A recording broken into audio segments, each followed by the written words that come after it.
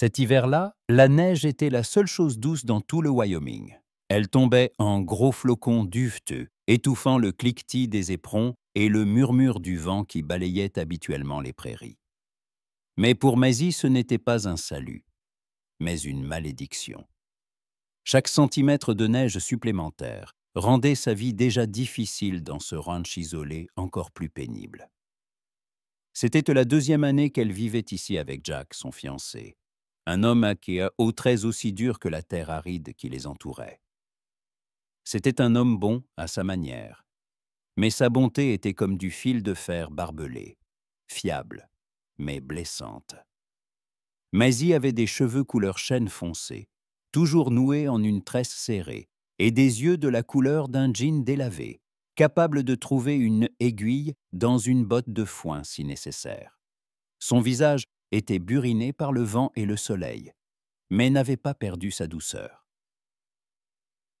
Lorsqu'elle entendit les coups de feu, Maisie finissait de traire la vache, ses doigts déjà engourdis par le froid.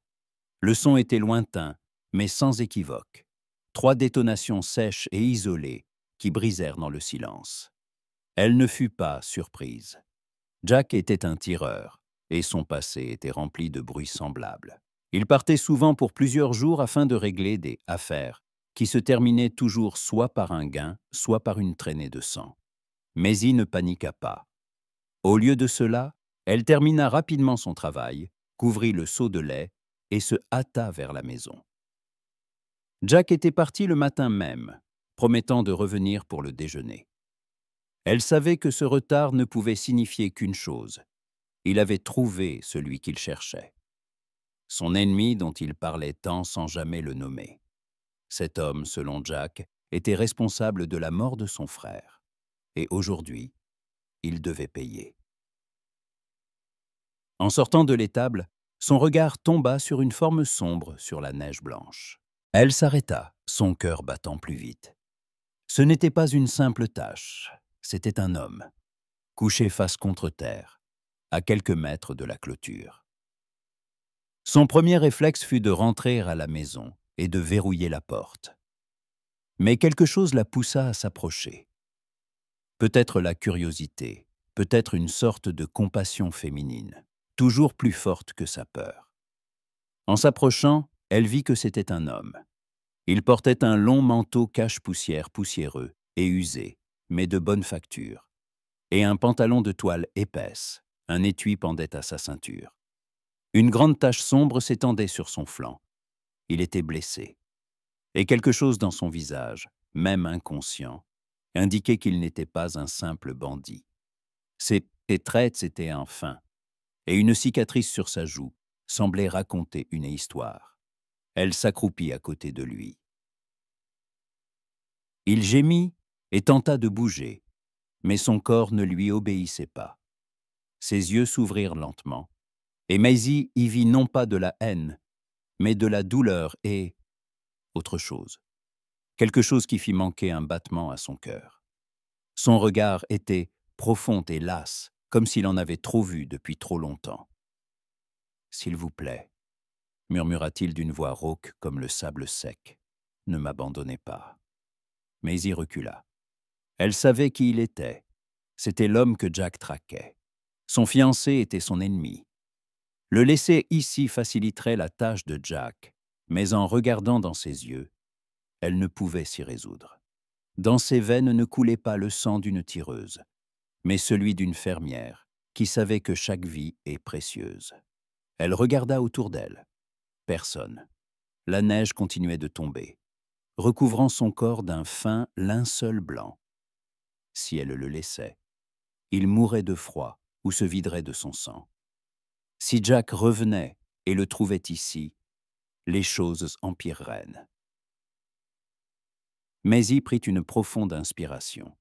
« Pense, Maisie, pense, » se dit-elle.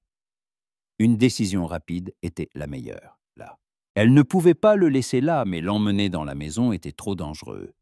Elle se souvint de la vieille grange que Jack utilisait pour le foin. C'était sec, chaud et, surtout, personne n'y mettait jamais les pieds. Elle pourrait l'y cacher, puis, une fois la neige calmée, décider quoi faire. Avec difficulté mais détermination, elle commença à le traîner. Son corps était lourd, et chaque gémissement lui serrait le cœur. Elle le tira sur la neige fraîche, essayant de ne pas laisser trop de traces. Lorsqu'ils atteignirent enfin la grange, Maisie était en sueur, ses bras et ses jambes tremblaient. Elle ouvrit la porte grinçante et le fit entrer. L'endroit sentait le foin, la poussière et le vieux bois. Elle trouva un endroit derrière une meule de foin où il pourrait s'allonger et l'installa avec précaution. « Un instant, » murmura-t-elle. « Je reviens avec de l'eau. » Ses yeux se refermèrent. Maisie se précipita vers la maison, ses pensées en plein chaos. Elle venait de commettre l'impensable, cacher l'ennemi de son fiancé. Et pour une raison inconnue, en regardant son visage, elle ne ressentait pas de peur, mais une étrange sensation, nouvelle, semblable à de la curiosité. Cet hiver serait long. Maisie retourna à la maison. Chacun de ses pas s'imprimait dans la neige, et chaque nouvelle empreinte semblait être une preuve de son imprudence. À l'intérieur, il faisait chaud. Le poêle dans le coin, unique source de chaleur dans cette maison froide, crépitait et ronronnait, une cafetière posée dessus. Elle s'en approcha, mais son esprit était ailleurs. Elle avait besoin de médicaments, de bandages, de quelque chose pour arrêter le saignement. Tout cela se trouvait dans l'armoire où Jack gardait ses affaires. Elle s'approcha, sa main s'immobilisant sur la poignée. Si Jack revenait et voyait que quelque chose manquait, il poserait des questions. Elle ne voulait pas mentir, mais dire la vérité était impossible. Elle se souvint de la façon dont Jack décrivait son ennemi. Il disait que c'était une bête, un tueur, un homme sans honneur. Mais les yeux de cet homme dans la grange n'étaient pas ceux d'une bête. C'étaient les yeux d'un homme fatigué. Maisie ouvrit l'armoire. À l'intérieur, à côté de quelques cartouches et d'un jeu de cartes, se trouvait une petite sacoche en cuir. Elle contenait des bandages, une bouteille de whisky et quelques herbes médicinales qu'elle avait cueillies en été. Elle prit tout ce dont elle avait besoin et referma doucement l'armoire. Elle versa de l'eau dans un seau et y ajouta quelques herbes pour faire une décoction. Quand elle ressortit, la neige tombait encore plus fort. Elle distinguait à peine ses pieds sous le manteau blanc et duveteux, mais elle savait où aller. Ses pas étaient rapides et prudents. Quand elle retourna à la grange, il était toujours là où elle l'avait laissé. Il ne bougeait pas. Sa respiration était faible. Maisie sentit une pointe de peur. Et s'il était trop tard? Elle s'assit à côté de lui, le cœur battant, et avant qu'elle ne puisse faire quoi que ce soit, il rouvrit les yeux. « Vous êtes revenu, » dit-il d'une voix à peine audible. « Je pensais que vous étiez parti. »« Je ne peux pas vous abandonner, » répondit Maisie, sa voix étonnamment ferme. « Je ne sais pas qui vous êtes, mais je ne suis pas une tueuse. » Il la regarda, un mélange de surprise et de gratitude dans les yeux. « Je m'appelle Daniel, dit-il, Daniel O'Connell. »« Maisie, » répondit-elle. « Maisie, » répéta-t-il, sa voix douce comme la neige. « Merci, Maisie. » Elle hocha la tête et commença à examiner sa blessure avec précaution. Il était touché au flanc, la balle logeait quelque part en profondeur. Elle devait la retirer, mais ne savait pas comment. Elle savait que le whisky soulagerait la douleur, mais c'était tout. « Je dois, » hésita-t-elle, « je dois retirer la balle. Mais je ne sais pas comment faire. »« Ne le faites pas, » dit Daniel, « c'est trop dangereux. Contentez-vous de panser la blessure. Je m'en occuperai moi-même. » Elle acquiesça. C'était un soulagement. Elle prit les bandages et commença à envelopper délicatement sa blessure. Il gémissait de douleur, mais ne poussait aucun cri. Ses lèvres étaient serrées en une fine ligne, ses yeux fermés. Maisie voyait que c'était un homme très fort, mais la douleur était intense. Quand elle eut terminé, il ouvrit les yeux et la regarda. « Vous ne savez rien de moi, dit-il. Pourquoi faites-vous cela? Je sais que vous avez besoin d'aide, répondit Maisie, et je ne peux pas la refuser. Il la fixa longuement, comme s'il essayait de lire ses pensées. Vous me cachez sur vos terres, dit-il, sa voix dure comme le gel. Il la regardait droit dans les yeux. Et je ne suis pas ici par hasard, mais à cause de lui. Je sais que vous savez qui il est. Maisie sentit ses joues rougir. Elle ne s'attendait pas à une telle franchise. Jack, continua-t-il, c'est mon ennemi. Le saviez-vous? Je le sais, répondit-elle en baissant les yeux. Il a dit que vous aviez tué son frère. Daniel eut un rictus, mais son sourire était amer. Ce n'est pas vrai, dit-il, son frère, il est mort par sa propre bêtise. Mais Jack m'en veut, et il me cherchera. Il n'aura de cesse qu'il ne m'ait tué. Maisie sentit une pointe de peur. Elle savait que Jack était tenace. Elle savait qu'il n'abandonnerait pas. Elle savait ce qu'elle avait fait. Je ne lui dirai rien, murmura-t-elle. Mais vous devrez partir dès que vous le pourrez. Il hocha la tête, un faible sourire apparaissant sur son visage. Merci, Maisie, dit-il. Je ne sais pas ce que j'aurais fait sans vous. Elle le laissa seul, le cœur partagé entre deux sentiments, la peur et autre chose, quelque chose de nouveau, qui faisait battre son cœur plus vite. Ça. Ne savait pas ce que c'était, mais elle savait une chose. Sa vie ne serait plus jamais la même. Les jours suivants se fondirent pour Maisie en une succession d'heures grises et monotones, passées entre la maison et la grange. Chaque pas sur la neige crissante résonnait dans sa poitrine comme un coup sourd. Elle portait un secret qui la brûlait de l'intérieur, tel un charbon ardent. Chaque fois que Jack parlait de sa chasse, ses mots la frappaient comme des lames acérées. « Je le trouverai, disait-il, et je lui ferai regretter d'être né. » Mais y sentait son cœur se serrer, et un frisson glacial parcourir son dos. Il ne se doutait pas que son ennemi se trouvait à une centaine de pas de leur maison, abrité dans l'ombre sombre et odorante du foin. Elle apportait à Daniel de la nourriture et de l'eau, changeait le pansement de sa blessure et écoutait ses histoires. Il ne ressemblait à aucun homme qu'elle connaissait. Il n'était ni grossier, ni cruel.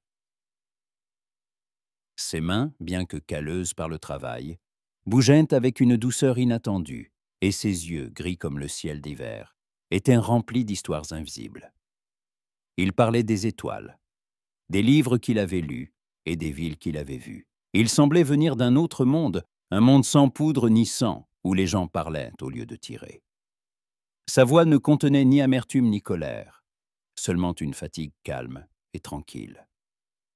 Un jour, alors qu'elle venait le voir, il était pâle, mais ses yeux brillaient. « Pouvez-vous me raconter ce qui s'est passé ?» demanda-t-elle prudemment, comme si elle craignait de briser une glace fragile. « Pourquoi Jack vous déteste-t-il à ce point? Je veux comprendre. » Daniel ferma les yeux, comme pour se remémorer quelque chose de très douloureux. Son visage reflétait tout le poids des années vécues et des pertes subies. « Nous étions amis, » commença-t-il, sa voix rauque comme l'herbe sèche bruissant au vent. « Jack, son frère et moi. Nous travaillions ensemble dans le même ranch. Tout allait bien jusqu'à la sécheresse.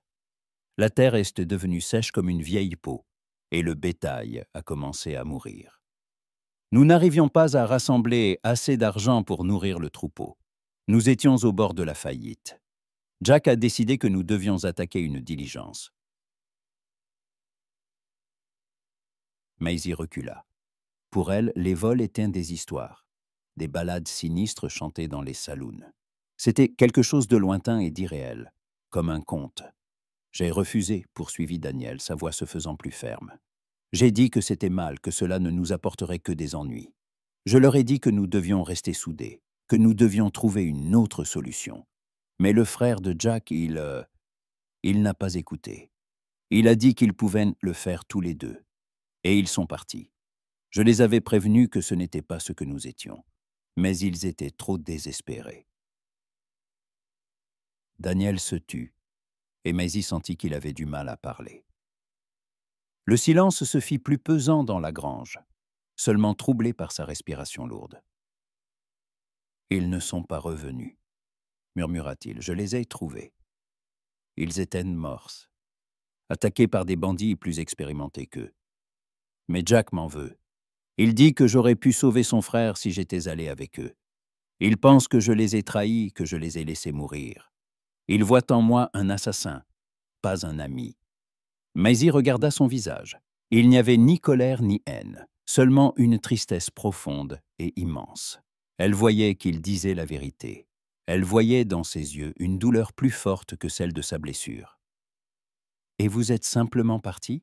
demanda-t-elle. « Je ne pouvais pas rester, » répondit Daniel. Jack était trop aveuglé par le chagrin. Il voulait ma mort. Chaque fois que je croisais son regard, j'y voyais de la haine.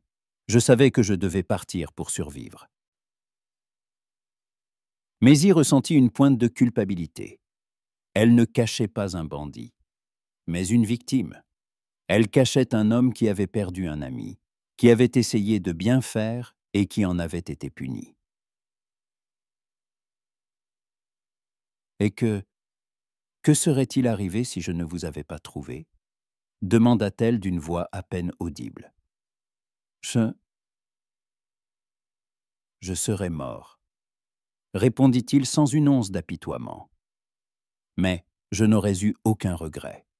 Je savais que j'avais vécu honnêtement. J'ai fait ce que je croyais juste. Et c'est tout ce qui compte. Maisie comprit soudain que son cœur ne battait pas seulement, il battait à l'unisson avec le sien. Elle se sentit comme s'ils étaient seuls au monde, leur grange étant leur propre refuge. Elle passa la main sur son front, écartant ses cheveux emmêlés. Il ferma les yeux à son contact, comme si c'était la chose la plus chaleureuse qu'il ait ressentie depuis longtemps. Elle voulut lui demander autre chose, mais soudain, Jack l'appela depuis le porche. « Maisie. » Sa voix était dure et exigeante. Elle sursauta et retira vivement sa main. « Je dois y aller, » murmura-t-elle. Daniel ouvrit les yeux et hocha la tête. « Soyez prudente, » dit-il. « Il peut revenir à tout moment. » Maisie se glissa hors de la grange et courut vers la maison, le nom de Daniel battant encore dans sa poitrine. Elle comprit qu'elle était tombée amoureuse de lui, de ses yeux, de ses histoires, de sa bonté. Elle comprit que sa vie ne lui appartenait plus. Elle lui appartenait. L'hiver continuait de paralyser la terre. L'air glacial brûlait les poumons, et le soleil ne semblait percer les nuages gris que brièvement, pour rappeler son existence. Les journées étaient non courtes, et Maisie s'efforçait de tout faire avant le crépuscule. Elle apportait à Daniel de la nourriture et de l'eau, changeait ses pansements, et chaque fois qu'elle venait, il l'attendait avec impatience. Sa blessure guérissait lentement mais sûrement, et il pouvait maintenant s'asseoir. Ses mouvements devenaient plus assurés, et Maisie voyait en lui renaître la force d'antan. Cela la réjouissait et l'effrayait à la fois, réjouie de le voir se rétablir, mais effrayée, car il devrait bientôt partir. Leurs conversations devinrent plus longues et plus profondes. Maisie lui parlait de sa vie, de son arrivée dans l'Ouest avec son père, de la mort de celui-ci et de sa rencontre avec Jack. Elle ne lui parlait pas de ses peurs, de son manque d'amour pour Jack. Elle ne parlait que de ce qui avait été et de ce qui aurait dû être. Elle racontait ses rêves d'enfant, son désir de voir l'océan, d'apprendre à lire et à écrire comme dans les grandes villes. Et Daniel l'écoutait avec une telle attention qu'elle avait l'impression qu'il voyait tous ses rêves, tous ses désirs. Un soir, alors qu'elle lui apportait un ragoût et du pain, il demanda « Pourquoi ne partez-vous pas ? Pourquoi ne cherchez-vous pas une vie meilleure ?» Maisie se tut un instant. Elle n'y avait jamais pensé. Il lui avait toujours semblé que son destin était scellé, que sa vie était une route qu'elle suivait sans jamais dévier. « Je ne sais pas, » répondit-elle honnêtement. « Jack, il prend soin de moi, et je ne sais pas où aller. C'est tout ce que j'ai. Cette maison, ce ranch, c'est mon monde. » Daniel la regarda avec compassion. « Vous pouvez partir, dit-il. Vous n'êtes pas obligé de rester ici. Vous n'êtes pas lié à lui, Maisie. »« Je sais, » répondit-elle. Mais où irai-je? Je n'ai personne vers qui aller. N'importe où, dit-il, sa voix se faisant plus ferme, et ses yeux plus résolus. Ce monde est immense. Vous pouvez aller dans n'importe quelle ville, trouver du travail, commencer une nouvelle vie. Vous pouvez être heureuse, Maisie. J'en suis convaincu. Maisie se mit à rire, mais son rire elle était amer. Le bonheur, murmura-t-elle. C'est un mot que je n'ai pas entendu depuis longtemps. Je pensais qu'il n'existait que dans les livres. Alors il est temps de l'entendre, dit Daniel, et de le trouver.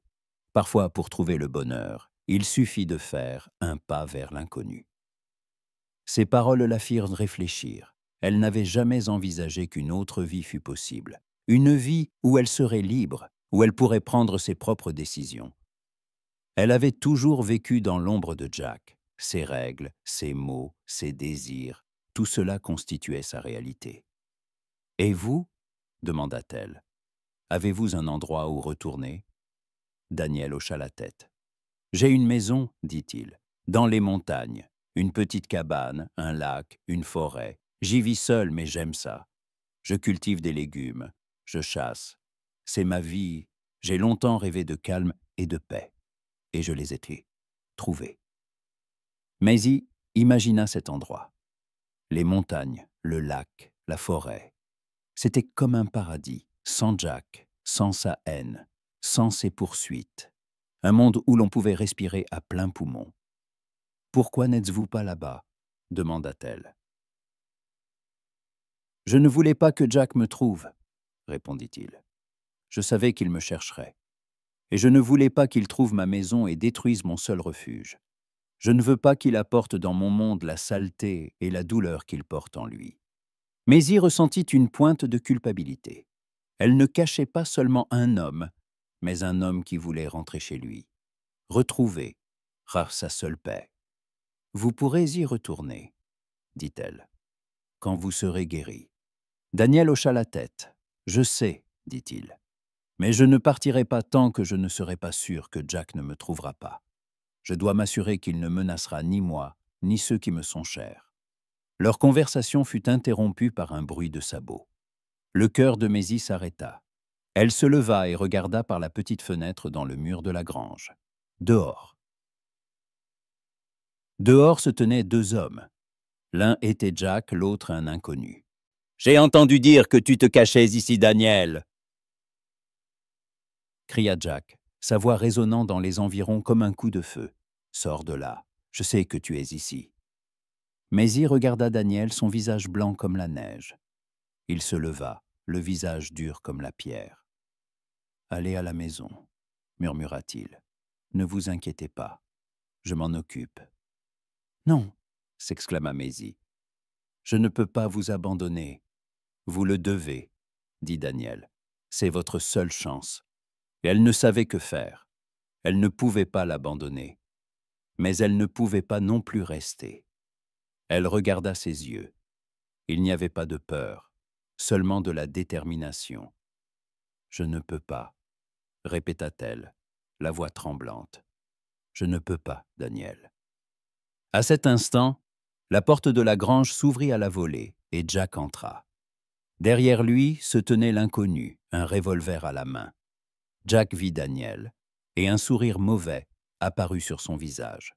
« Je t'ai trouvé, » dit-il. « Je savais que tu n'étais pas allé bien loin. Et maintenant, tu vas mourir. » La tension dans la grange s'épaississait comme le brouillard avant l'orage.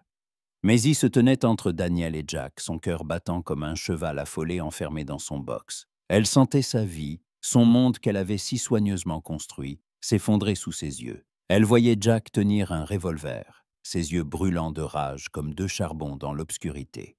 « Écarte-toi, Maisie, » dit-il d'une voix basse et menaçante, comme le grognement d'une bête sauvage. « Ce ne sont pas tes affaires. Il est à moi. J'ai attendu ce moment. J'en ai rêvé. » Maisie secoua la tête, les yeux pleins de larmes. Elle ne pouvait pas s'écarter. Elle ne pouvait pas abandonner Daniel. « Non, Jack, » dit-elle, « tu ne feras pas ça. »« Il m'a trahi !» cria Jack. « Il a laissé mon frère mourir. Tu ne sais pas ce que j'ai vécu. Je n'ai pas pu le sauver, mais lui, il aurait pu. Ce n'est pas vrai, cria Maisie. Il m'a tout raconté. Il a essayé de les arrêter. C'est toi qui as forcé ton frère à faire ça. Tu es responsable de sa mort. C'est toi qui l'as tué. Jack se figea. L'incrédulité se peignit sur son visage. Puis ses yeux se plissèrent et une expression de profonde douleur mêlée de colère apparut. Il leva son revolver et le pointa droit sur Daniel. « Maintenant tu vas mourir, dit-il, sa voix tremblant de haine. Mais à cet instant, Maisie, sans réfléchir, s'élança et protégea Daniel de son corps. « Non !» cria-t-elle. « Il faudra me passer sur le corps. » Jack se figea. Sa main tremblait. Il ne pouvait pas tirer sur Maisie. Il ne pouvait pas la tuer. Il l'aimait. Il était attaché à elle, comme à toutes les choses qui lui appartenaient. « Maisie, écarte-toi, rugit-il. Ne m'oblige pas à le faire. Je ne bougerai pas, dit-elle. Tue-moi si tu veux, mais je ne bougerai pas. Je le crois, je l'aime. Les mots lui échappèrent, comme un cri de douleur. Elle ne s'attendait pas à les dire à voix haute, mais maintenant que c'était fait, elle se sentit libre. À ce moment, profitant de l'hésitation de Jack, Daniel dégaina vivement son couteau de sa ceinture et le lança. Le couteau, brillant à la lumière, se planta dans la main de Jack. Celui-ci poussa un cri et laissa tomber son revolver. Daniel se releva aussitôt et se jeta sur Jack. Ils s'affrontèrent dans un combat furieux qui ressemblait à la danse de deux bêtes sauvages. Daniel était blessé, mais sa force et son agilité, ainsi que sa maîtrise du couteau, l'aidaient. Ils se battaient et Maisie, retenant son souffle, les observait comme deux ombres se déplaçant trop vite pour être distinguées. Leur combat fut bref et brutal. Jack, affaibli par sa blessure à la main, ne put résister à Daniel. Daniel le repoussa et Jack tomba, sa tête heurtant un poteau en bois. Il perdit connaissance et son revolver roula sous le foin. Un coup de feu déchira le silence de la grange. Le vacarme assourdissant, dont l'écho résonna longtemps sous le toit, semblait être la fin du monde. Maisie poussa un cri se couvrant le visage de ses mains et tomba à genoux. Mais le son n'était pas celui qu'elle attendait. Pas de sifflement de balle qui aurait dû transpercer le corps de Daniel. Pas de cri de sa part. Elle n'entendit qu'un râle, puis le bruit d'un corps sort qui tombe, et tout redevint silencieux. Le silence tendu revint, cette fois lourd et oppressant. Maisie ouvrit lentement les yeux. Son regard était fixé sur Daniel qui se tenait au-dessus d'elle, le visage pâle, mais le regard plein d'un soulagement mêlé de fatigue. Derrière lui, sur la paille, gisait l'inconnu, les yeux grands ouverts de surprise. Sur la poitrine de l'homme, juste au-dessus du cœur, une tache sombre s'élargissait lentement. Il était mort. Daniel l'avait sauvé. Au tout dernier moment, alors que l'inconnu levait son revolver, Daniel avait poussé Maisie. La balle qui lui était destinée avait atteint son complice. Et ils étaient maintenant seuls dans la grange. Leur monde s'était réduit à ce petit espace, à leur souffle et au battement de leur cœur. Elle s'approcha de lui et l'enlaça. Ses bras entourèrent son corps, et elle se serra contre lui, essayant de sentir qu'il était réel, qu'il était vivant. « Tu m'as sauvé », murmura-t-elle, la voix tremblante. « Et toi aussi », répondit-il, la voix sourde et lasse. « Nous nous sommes sauvés l'un l'autre. » Elle sentit sa main trembler. Elle regarda sa blessure. Le sang recommençait à suinter, colorant sa chemise d'une teinte sombre. La blessure lui faisait mal, et il essayait de ne pas le montrer. « Nous devons partir, » dit-elle. « Tout de suite. » Ils sortirent de la grange. Dehors, tout était calme. Personne ne savait ce qui s'était passé. Seule la lune éclairait les corps de Jack et de l'inconnu. Ils prirent 2 chevaux qui étaient attachés à un poteau et montèrent en selle. Maisie en prit un, Daniel l'autre. Ils avançaient lentement pour ne pas réveiller Jack et ne pas attirer l'attention. L'air hivernal était froid, mais ils ne le sentaient pas. Ils ne sentaient que le soulagement, la liberté et l'espoir. Quand ils furent assez loin, Daniel s'arrêta et regarda Maisie. Son visage était aussi beau au clair de lune qu'à la lumière d'une lampe. « Où allons-nous » demanda-t-il. « Là où nous serons heureux » répondit-elle. Ils prirent la direction des montagnes, où il avait dit avoir une maison. Le soleil commençait à peine à se lever à l'horizon, ses rayons perçant à travers les nuages. Ils chevauchaient en silence, mais leur silence était plein de sens. Ils se tenaient de la main, et la chaleur de leurs paumes les réchauffait en cette journée glaciale. Une nouvelle vie les attendait, une vie où ils seraient ensemble, où ils seraient libres.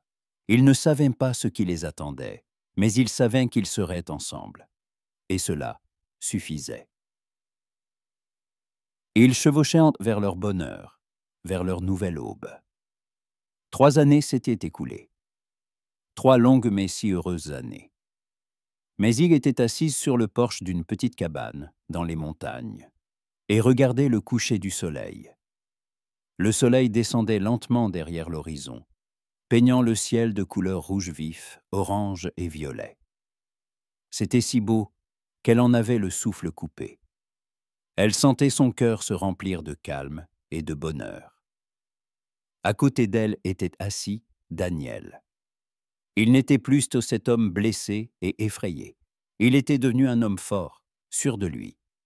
Il avait rasé sa barbe et son visage paraissait plus jeune. Ses yeux semblaient briller plus fort. Il tenait sa main et elle sentait sa chaleur. « Es-tu heureux » demanda-t-elle. Il hocha la tête.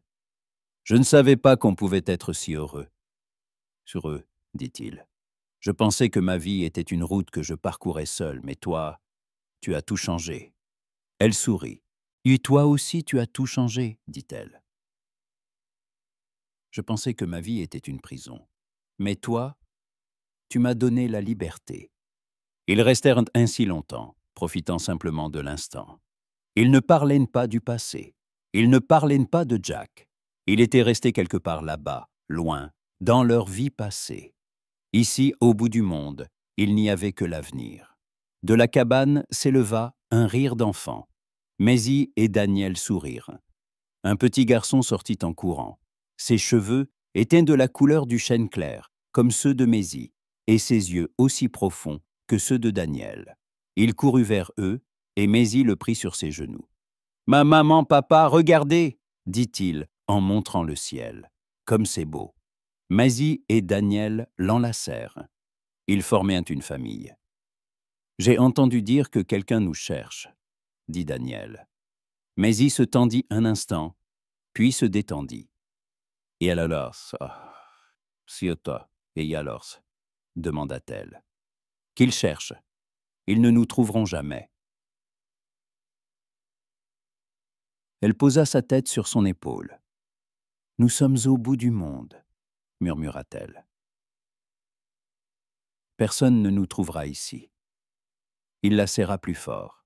« Au bout du monde, » répéta-t-il. « Avec toi, avec nous. » Ils restèrent ainsi longtemps, jusqu'à ce que le soleil disparaisse complètement derrière l'horizon et que le ciel s'illumine d'étoiles. Ils étaient au bout du monde, mais ils étaient ensemble, et cela suffisait.